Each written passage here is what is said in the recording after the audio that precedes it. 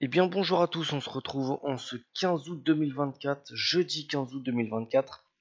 Alors aujourd'hui en contexte de news, à 14h30 on aura les inscriptions au chômage et les ventes au détail, où il y aura une restriction sur We Get Funded, mais ça sera ok tradé sur FTMO, et à 19h10 on aura un discours d'un membre du FOMC, mais on sera plus normalement devant les graphiques à ce moment-là.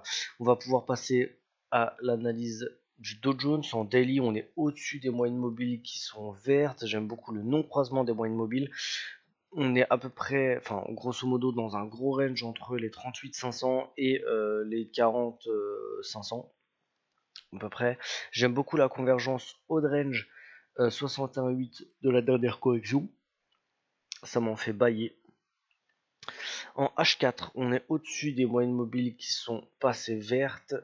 On a pété tous les anciens plus hauts qui nous bloquaient pour une théorie de dos haussière. Maintenant, on en a une. On est sur une petite zone, les 40 150, 40 200, qui est l'ancien bottom de l'espèce de gros M ici.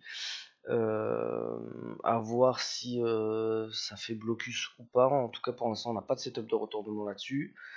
En H1, on est au-dessus des bandes, on est au-dessus des moyennes mobiles qui sont vertes, on a un squeeze des bandes de Bollinger et on a une divergence baissière qui pour l'instant n'est pas encore validée. On a fait un espèce de pullback bruit, mais avant de le casser, c'est assez rigolo. Toucher le bruit, boum, rebond. Donc pour l'instant, elle n'est pas encore validée. On a une belle convergence entre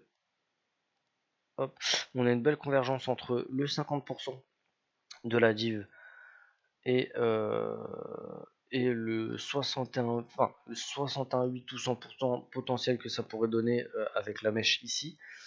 Donc assez cool. Ok. Et du coup, c'est tout ce qu'on a à dire. On va pouvoir passer au plan. Donc on invalide la div, on passe au-dessus. Bam, on invalide la div, on paye sur OPR et des trucs comme ça. À partir du moment où on a un ratio de 2 avant le 61,8 et la zone le haut de range finalement. Dans le cas où la div se valide, je peux pas payer une div, enfin je peux pas shorter une div 1 heure d'un coup one shot comme ça. Donc j'attends le petit 61,8 et je paierai 61,8 tout 100% qui nous fait un objectif 61,8 tout 100%, donc objectif des 100% du setup 61,8 plus 100% qui est le même objectif que les 50% de la div, donc enfin l'objectif de la div quoi. Donc très belle convergence là tout de suite. On va voir un petit peu ce que ça donne. Euh, pour le Nasdaq, on est dans les moyennes mobiles qui sont rouges complètement plates. Alors attends, du coup j'aurais oublié de faire ça. Non, alors ça doit être en H4. Ok, d'accord. Alors, en H4, on est au-dessus des moyennes mobiles qui sont vertes. Là, tout de suite, on est sur les 68,16. C'est un palier Fibo que j'utilisais pas trop jusqu'à là, mais j'essaie de l'incorporer un petit peu. En tout cas, je regarde par curiosité quand on est un petit peu dessus pour voir. Parce que c'est vrai que dernièrement, il y a beaucoup de fois où ce palier a fait blocage. Donc je le regarde de temps en temps. Alors ça diverge, mais on n'a pas de divergence parce qu'on n'est pas en surachat. Mais effectivement ça diverge. Hop, on a un plus haut plus bas que l'ancien plus haut et on a un plus bas, enfin un plus haut plus bas. Donc ça fait plus haut plus bas, plus haut, enfin voilà, plus haut plus bas, plus bas plus haut. Voilà pour ce qui était du H4. On a fait une très très belle. Ça fait très longtemps que je vous parle de ce grosse résistance oblique. Et bah ça y est, on l'a cassé, puis pullbacké, puis rebond. C'est très joli.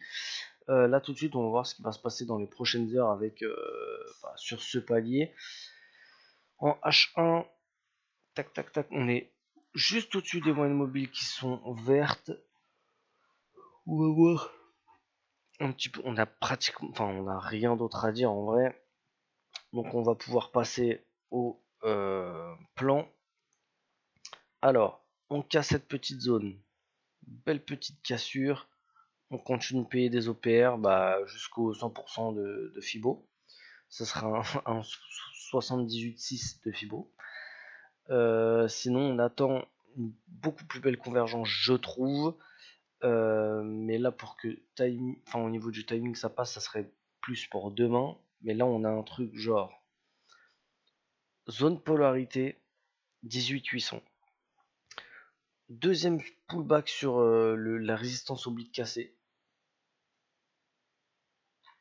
Plus les 61,8. Là, si on a un setup de retournement là-dessus, ah bah là, je mets la maison, je vous le dis. Ce serait très très beau. En tout cas, on va regarder un petit peu ce qui va se passer. Peut-être que j'essaierai de travailler des achats là-dessus, mais on a un obstacle, donc voilà, j'attendrai de s'extirper un petit peu de ces zones. Puis voilà, c'est tout, hein, les points sont finis. Je vous souhaite une très très bonne journée de trading à tous et je vous dis à plus tard. Ciao.